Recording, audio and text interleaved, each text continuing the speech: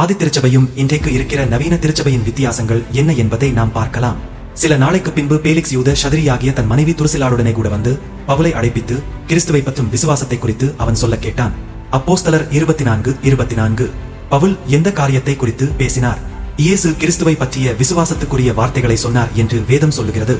அது என்ன இயேசு கிறிஸ்துவை பற்றிய விசுவாசம்? இயேசு கிறிஸ்துவை ஏற்றுக்கொண்டால் உன் கடன் தொல்லை மாறும். இயேசு கிறிஸ்துவை ஏற்றுக்கொண்டால் உனக்கு திருமணம் நடக்கும், உனக்கு குழந்தை பிறக்கும், நீ வீடு கட்டுவார், நீ ஆசீர்வாதமாய் இருப்பாய், உன் வேளையிலே உயர்வு கிடைக்கும் என்று சொல்லுகிற பொய்யான ஊழியர்கள் பேசும் பொய்யான சுவிசேஷத்தை சொன்னாரா என்பதை நாம் பார்க்கலாம். அடுத்த வசனத்திலே என்ன சுவிசேஷம் சொன்னார் என்கிற விடை அதில் இருக்கிறது. அவன் நீதியையும் இச்சையடக்கத்தையும் இனிவரும் நியாய தீர்ப்பையும் குறித்து பேசுகையில் பேலிக்ஸ் பயமடைந்து, இப்பொழுது நீ போகலாம், எனக்கு சமயமான போது உன்னை அழைப்பிப்பேன் என்றான். அப்போஸ்தலர் 24:25. அந்த சுவிசேஷம் நீதியையும் இச்சை அடக்கத்தையும் நியாய தீர்ப்பை குறித்து பேசுகையில், இன்றைக்கு உங்கள் சபையிலே சுவிசேஷம் என்று சொல்லுகிற அந்த காரியத்தில் எதை குறித்து பேசுகிறார்கள் என்பதை நீங்கள் ஆராய்ந்து பாருங்கள்.